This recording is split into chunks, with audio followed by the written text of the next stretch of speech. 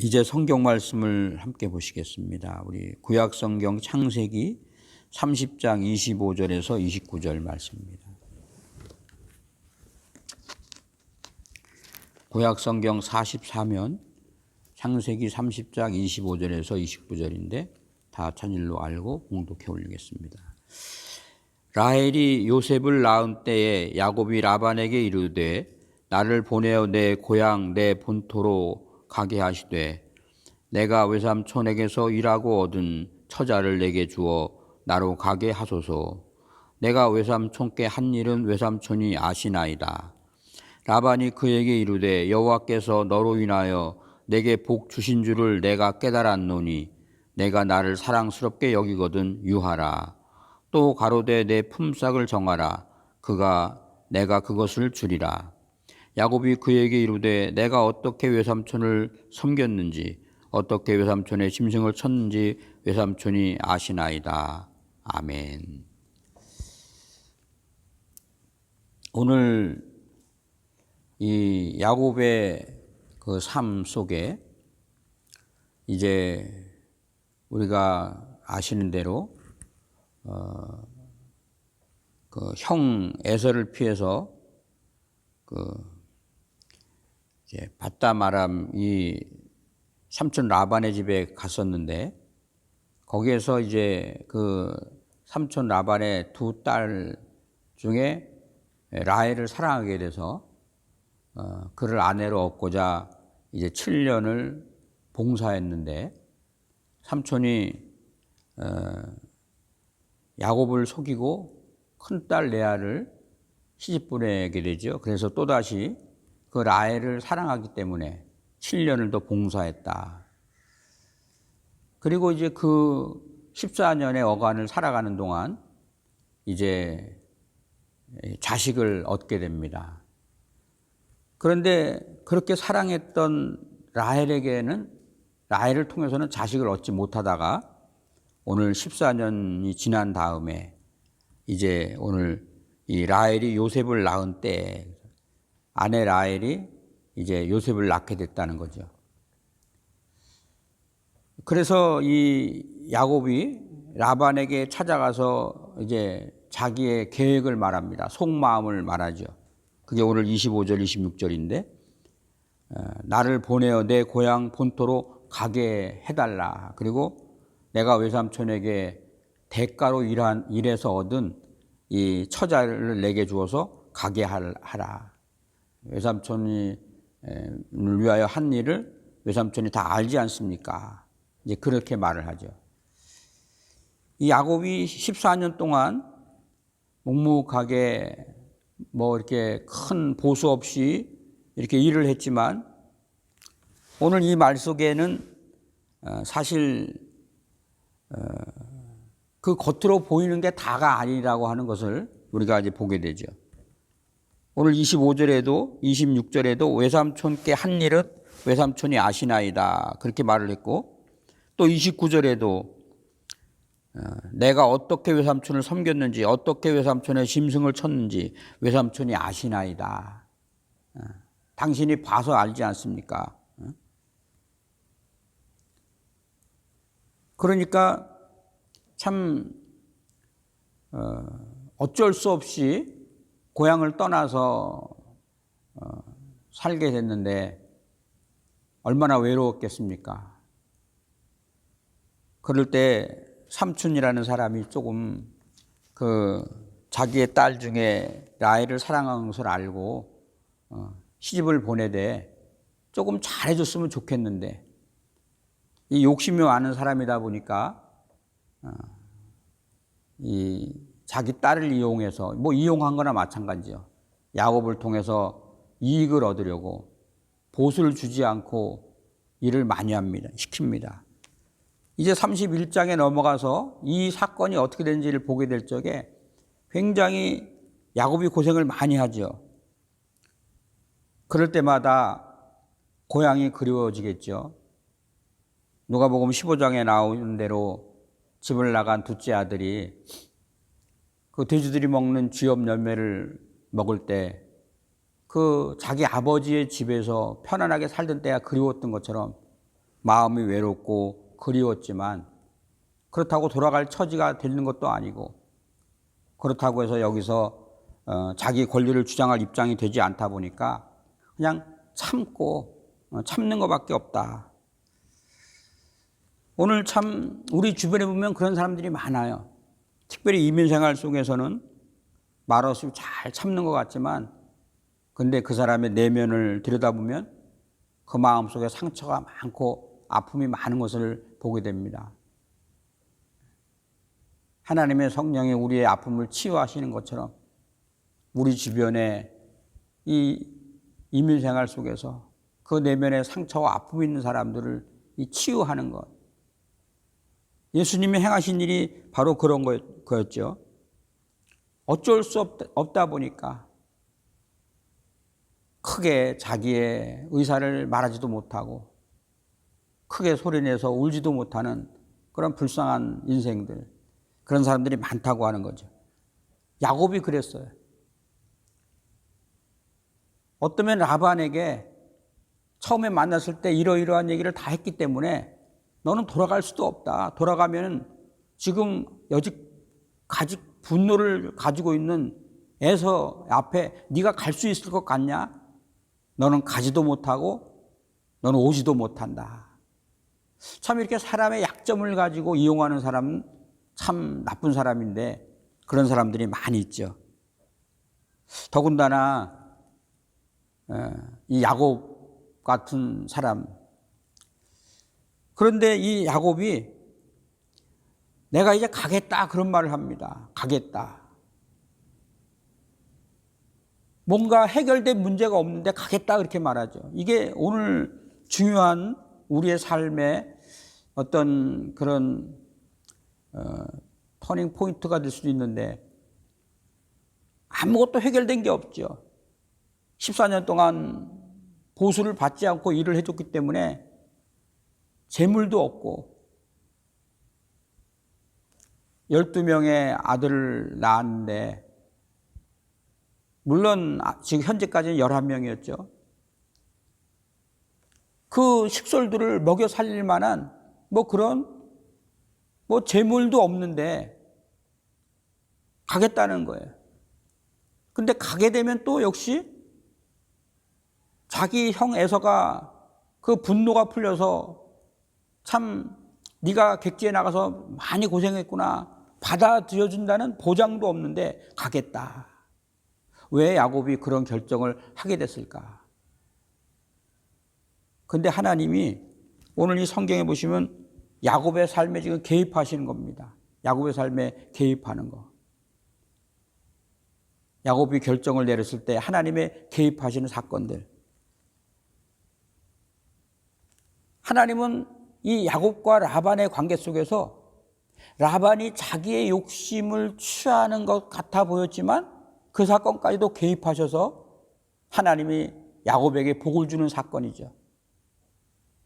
그 사건의 이유는 하나님의 약속이기 때문에 약속한 것은 반드시 이루시는 하나님은 신실하신 분이기 때문에 그래서 하나님이 야곱의 삶에 개입하시면서 야곱의 주변에 있는 라반에게도 개입을 합니다.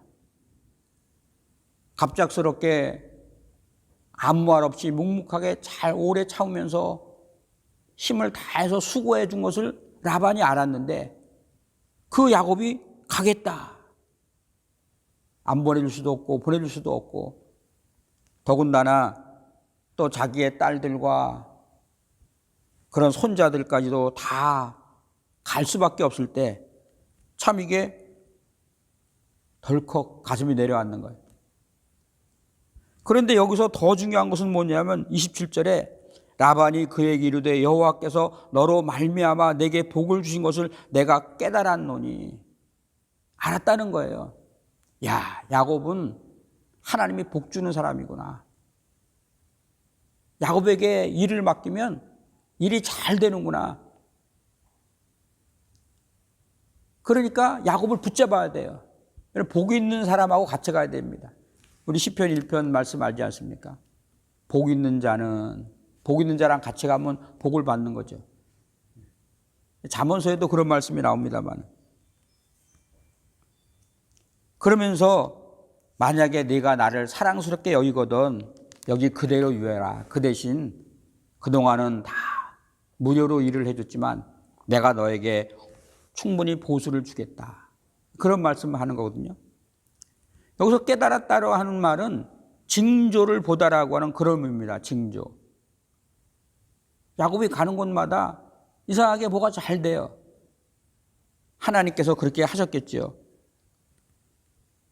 참 우리 성도님들이 다 그런 말을 들었으면 좋겠습니다.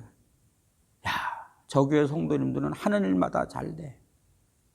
왜 하나님이 라반으로 하여금 가만히 야곱에게 일을 맡기면서 볼 적에 야곱은 행하는 것마다 저렇게 잘 될까? 그런 징조를 보는 것처럼 오늘 우리에게도 그렇게 잘 되는 일이 있어야 되는데 그럼 하나님이 야곱에게 왜 그런 복을 주셨는가? 이게 사실 중요하죠. 하나님 앞에 복받은 사람, 하나님이 함께하는 사람, 그런 사람들이 됐으면 좋겠습니다. 그래서 그 야곱을 놓치기 싫어서 하나님은 라반의 마음을 움직이죠. 너가 품삯을 정하라. 그러면 내가 주겠다. 네가 원하는 대로 주겠다. 그러니까 야곱이 내가 무엇을 원합니다. 그렇게 말하지 않아요. 30절에 보니까 내가 오기 전에는 외삼촌의 소유가 적더니 번성하여 때를 이루었나. 내 발이 이르는 곳마다 여호와께서 외삼촌에게 복을 주셨나이다. 그러나 나는 언제나 내 집을 세우리이까.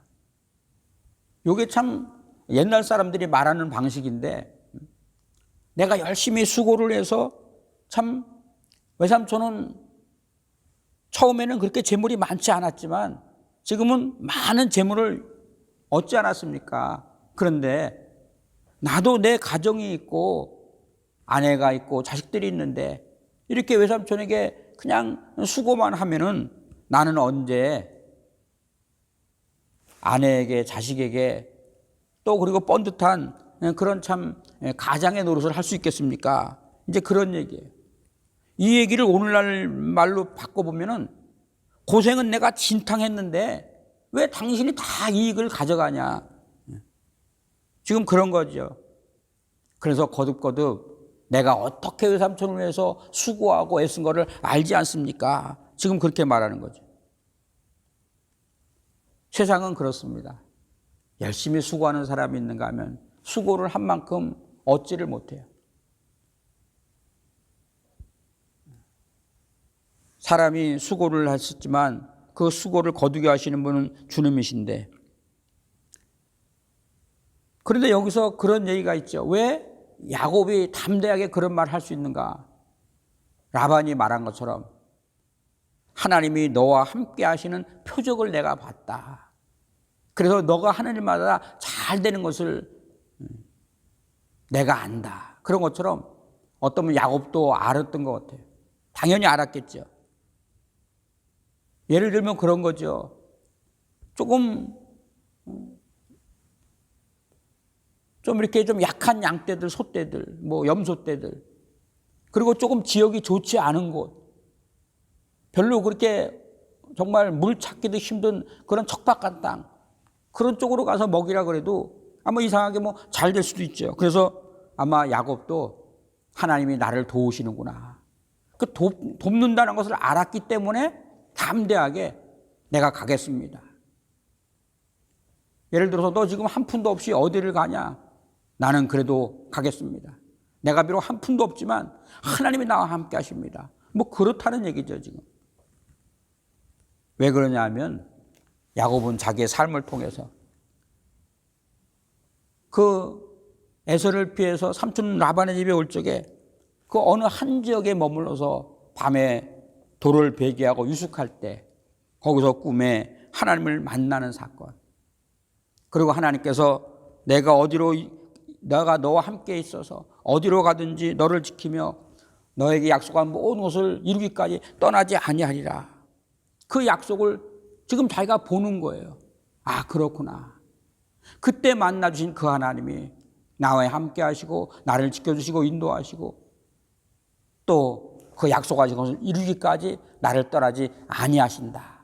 그래서 외삼촌이 나에게 너는 오늘 동쪽으로 가라. 거기는 별로 풀도 없고 물도 없는데 이상하게 거기 가면 또 냇물이 흐르고 뭐 이럴 수 있다는 거죠. 하나님은 신실하신 분이기 때문에 그 약속하신 것을 이루시는 분이다.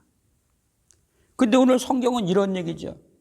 하나님은 야곱에게만 신실하신 하나님이 아니라 하나님의 백성된 우리 모두에게도 역시 신실하신 분이다.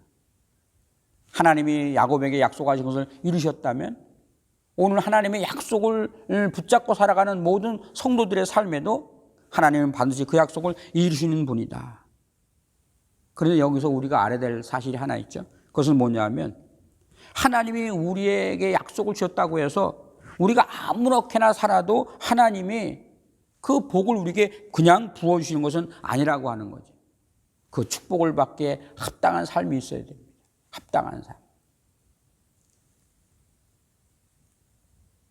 사실 야곱은 하나님 앞에 약속을 받은 사람이지만 하나님이 나와 함께하고 내가 가는 길을 지켜주시고 나에게 약속하신 것을 이루기까지 떠나지 아니라고 약속했다고 그래서 그냥 마음대로 사는 것이 아니었다라고 하는 거죠. 비록 보수 없이 일했지만 외삼촌 라반의 일을 할 때 어떻게 일을 했습니까? 오늘 여기 31장 38절에 보니까 이런 말이 나와요. 내가 이 20년 동안에 외삼촌과 함께 하였거니와 외삼촌의 암양들이나 암염소들이 낙태하지 아니하였고 또 외삼촌의 양떼의 수양을 내가 먹지 아니하였으며 물려 찢긴 것은 내가 외삼촌에게로 가져가지 아니하고 스스로 그것을 보충하였으며 낮에 도적을 맞았든지 밤에 도적을 맞았든지 내가 외삼촌에게 물어내었으며 그냥 대충 한 게 아니라는 거예요. 수고를 다 했다. 우리가 약속을 받은 사람이기 때문에 정말 주님 앞에 있는 것처럼 수고를 다하면 반드시 이루어집니다. 근데 대부분 사람들이 안 그래요. 나는 하나님의 약속을 받은 사람이라고 해서 그냥 대충 일을 처리하면 하나님의 복이 임할 수가 없죠. 그러니까 라반이 그렇게 말하는 겁니다. 내가 안다, 내가 안다. 무조건 이제 야곱을 붙잡기 위해서 내가 안다. 너가 원하는 것을 말하라. 내가 다 들어주겠다. 이 대부분 그런 사람들이에요. 우리가 세례 요한이 그리스도의 복음을 오심을 증거할 적에 헤롯 왕의 그 악행을 막 이렇게 막 비판하지 않습니까? 근데 세례 요한을 선지자로 아니까 듣기 싫은 소리를 해도 헤롯이 어떻게 하지를 못했어요. 그 마음이 상하니까 궁전에서 이제 잔치를 벌이는데 헤로디아의 딸이 춤을 추니까 그 헤롯이 뭐라 하냐면 야, 참 너 춤 잘 추는구나. 네가 오늘 춤을 춰서 내 마음이 너무 기쁜데 너 지금 원하는 거 말하라. 내가 다 들어주겠다. 뭐 그런 식이에요 지금. 네가 말해라. 내가 다 들어주겠다. 그랬는데 오늘 이상한 조건을 걸죠.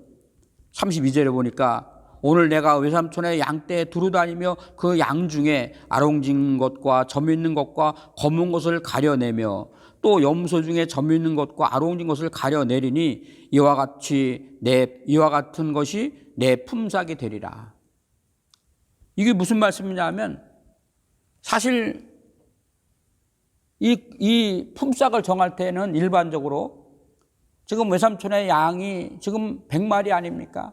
내가 1년 동안 잘 길러서 그 100마리 양의 새끼를 낳아서 만약에 200마리가 되면 그러면 100마리는 외삼촌의 것이고 100마리가 늘어났으니까 그 늘어난 100마리 중에서 뭐 50%, 그러니까 50마리는 내 양이 되고 혹은 뭐 30마리는 내 양이 되고 외삼촌의 원래 것 100마리와 또 70마리는 외삼촌의 것이 되겠습니다. 뭐 이런 식으로 5대5, 뭐 7대3, 뭐 이런 식으로 계약을 하는 것이 사실 그때 당시에 그런 조건이었는데 이상하게 그런 조건을 걸지 않고 외삼촌의 양떼 중에서 염소떼 중에서 아롱지거나 점 있는 것, 뭐 이런 것들, 그런 것들은 나에게 주십시오. 그것이 내 양이 되고 희고 아롱지지 않은 것은 외삼촌 것이 되겠습니다.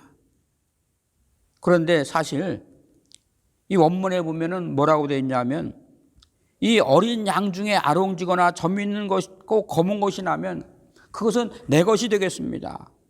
그런데 여기서 문제는 뭐냐면 그 당시에 이 팔레스틴에서 양들이 보통 흰 것이 정상입니다. 그리고 또 희지 않은 양들이 나오는 게 사실 흔치 않거든요. 가끔 가다가 뭐 이렇게 아롱진 것들이 한두 마리 나오기는 하지만 보통 일반적으로 양들이 희기 때문에 이런 제안을 하는 것을 보면 이게 참 조금 어리석어 보이죠. 야, 이거 정신이 있는 친구인가? 차라리 새끼가 나서 100마리가 되면 그러면 그중에 30%, 30마리를 나에게 주십시오. 이 말을 한 것이 아니라 몇 마리가 됐든지 한 마리가 됐든지 100마리가 됐든지 아롱지고 점이 있는 것은 내 것이 되고 아롱지고 점이 없는 흰 것은 외삼촌의 것이 되겠습니다. 왜 그런 조건을 걸었을까? 어리석은 조건이죠. 그런데 그런 조건을 걸었던 이유는 한 가지밖에 없습니다. 왜냐하면 창세기 31장 8절에 가면 오늘 하나님께서 야곱에게 꿈에 또 나타나서 지시하시죠.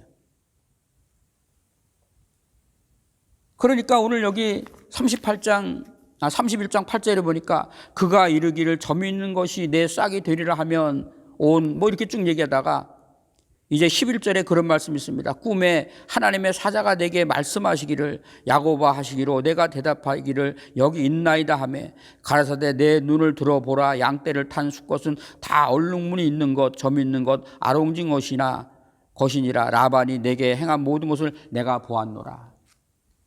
하나님의 사자가 이 일을 결정하기 전에 야곱에게 나타나셔서 알려주셨다고 하는 거죠.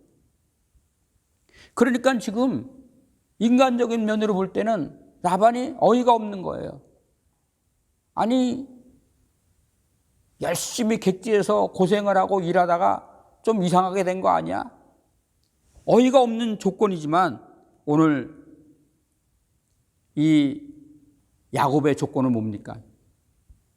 사실 일반적으로 보면은 이런 흰 양떼들에게서 아롱지거나 점 있는 것 이런 것들이 나올 확률이 아주 작다고 하는 거예요. 그런데 지금 왜 그런 것을 갖다가 조건을 겁니까? 야곱은 하나님의 말씀을 믿었기 때문에.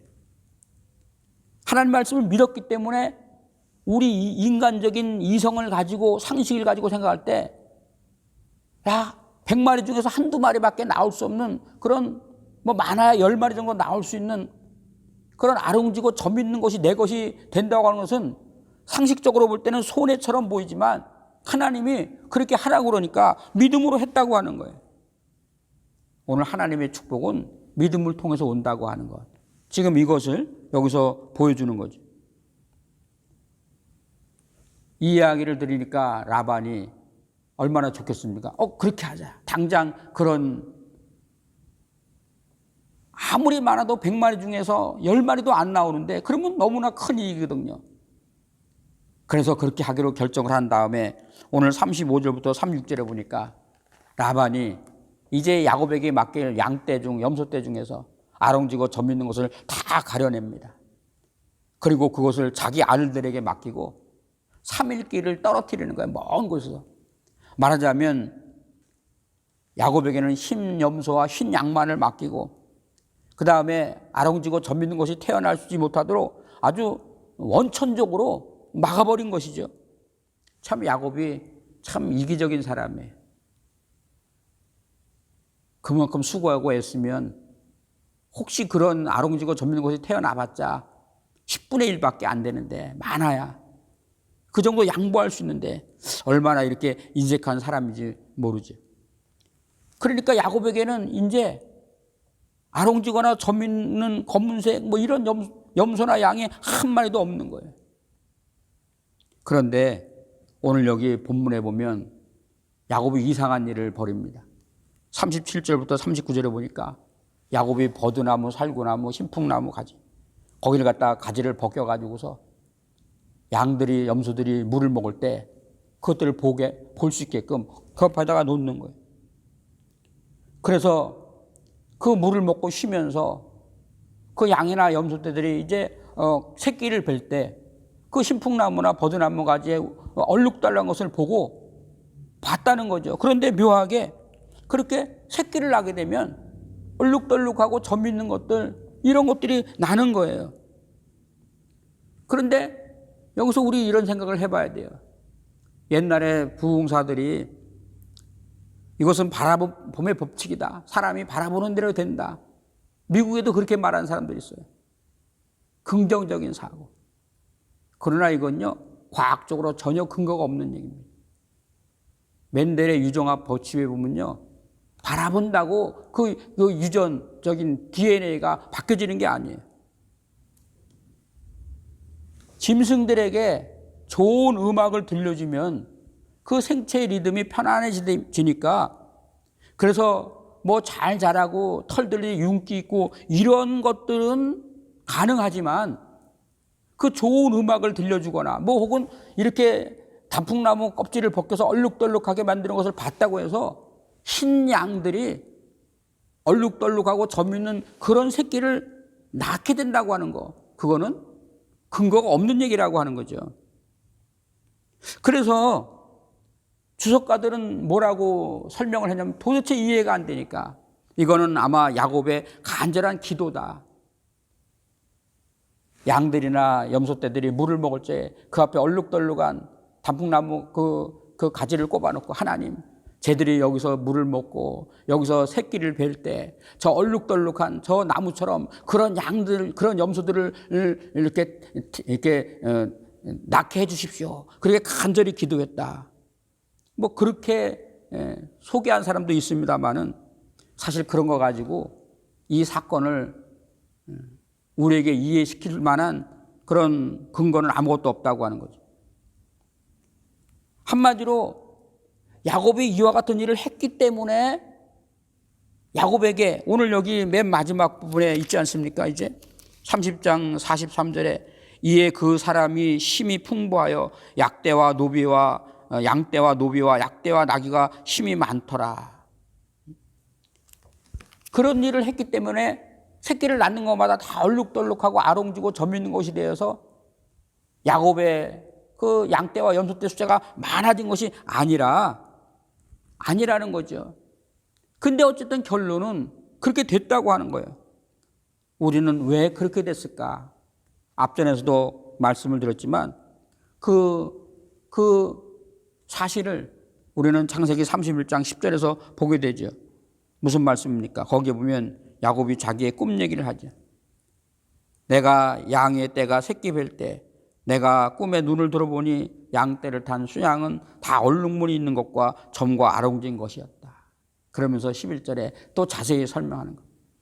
꿈에 하나님의 사자가 내게 말씀하시기를. 이게 지금 무슨 내용을 말하냐면 지금 양떼와 염소떼 중에서 흰 양떼와 염소떼인데 거기서 아롱지고 점 있는 것이 태어난 것은 야곱이 나뭇가지를 벗겨서 얼룩덜룩한 것을 갖다 꽂아놓고 그것을 봤기 때문에 그렇게 된 것이 아니라 하나님이 하셨다. 지금 그런 얘기예요. 하나님이 하셨다. 하나님이 야곱의 꿈속에 미리 보여주셨고 야곱은 그 꿈에 하나님께서 말씀하신 대로 하나님의 계시를 받은 대로 그렇게 하라고 한 것이 아니라 그것을 믿고 그런 계약을 맺었다고 하는 거죠. 근데 저는 이 말씀을 보면서 또 이런 생각을 해봐요. 그렇다면 하나님의 약속을 믿으면 그냥 가만히 있지. 왜? 나뭇가지 껍질을 벗겨서 알룩달룩하게 만들어가지고서 양떼나 염소떼들이 묵을 먹고 쉬는 그곳에다가 꽂아놓고 그것을 바라보게 했는가? 곰곰이 생각을 해도 별로 답이 안 나요. 답이 안 나오는데 그런데 무슨 생각이 드느냐 하면 이 심리학적으로 볼 적에 이 안정이라는 것입니다. 안정. 하나님이 그런 약속을 했지만 그 약속은 눈에 보이지 않으니까 뭐 직접적으로 하나님이 나뭇가지 껍질을 벗겨서 거기다가 놓고 양떼나 염소떼들이 보게 하라 그런 말씀을 했다는 그런 기사가 없지 않습니까?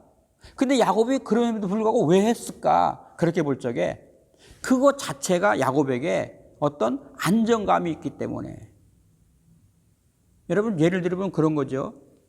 하나님이 우리의 삶을 다 책임진다고 말을 해요. 근데 실질적으로는 어떻게 합니까? 내 은행 통장에 잔고가 있어야 좀 마음이 편안해요, 사실은.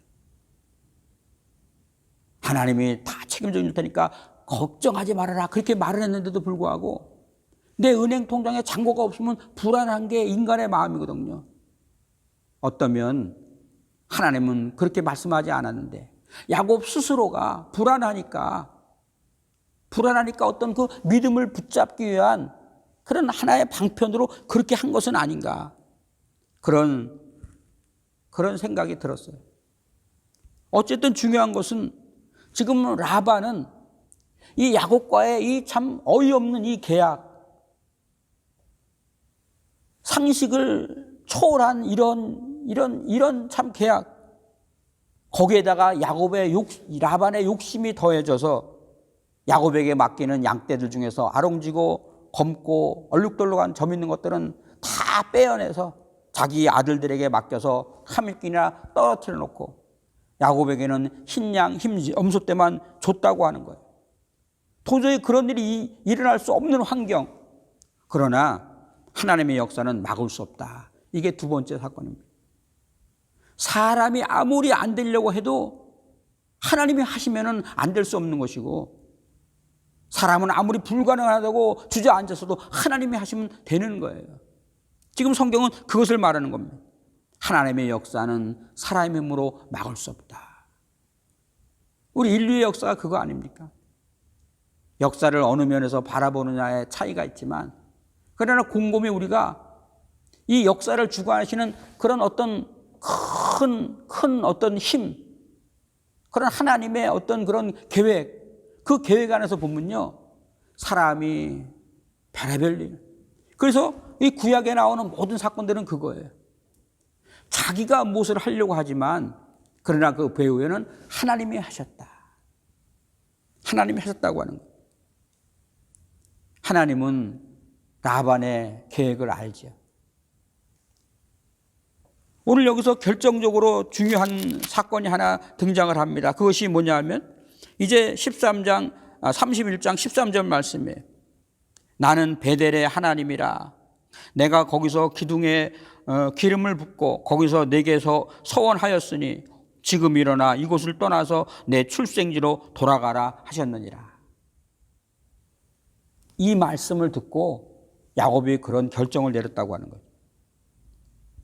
그런데 하나님은 야곱의 삶의 개발적에 14년 동안 수고를 했지만 얻은 것이 없고, 한 가정에 많은 자식을 이끌어가야 될 그런 가장으로서 그 모든 그 수고가 야곱의 어떤 게으름이 아니라 밤에 잠을 자지 못하고 낮에 쉬지도 못한 그런 애씀에도 불구하고 이 욕심 많은 라반 때문에 그랬다는 것을 아셨다고 하는 거예요. 그래서 하나님이 그런 말을 하죠. 내가 라반의 그 모든 일을 아느니라. 라반이 너에게 행한 일을 보았고. 그리고 하나님은 베델에서 야곱에게 말씀하신 것처럼 하나님 말씀을 이루어간다고 하는 거예요. 그래서 야곱이 복을 받은 거예요. 오늘 우리도 야곱 같은 처지에 놓일 수 있습니다.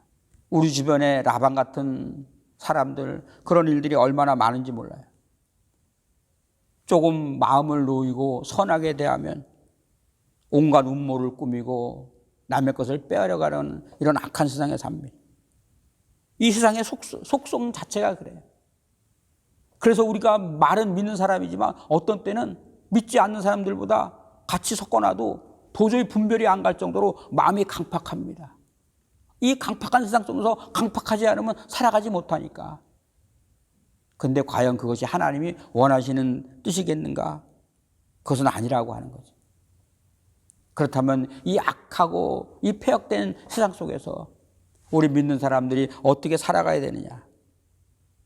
오늘 그것을 우리에게 말씀하기 위해서 성경은 야곱이라고 하는 믿음의 사람의 그 인생을 통하여 우리에게 지금 보여주시는 거예요.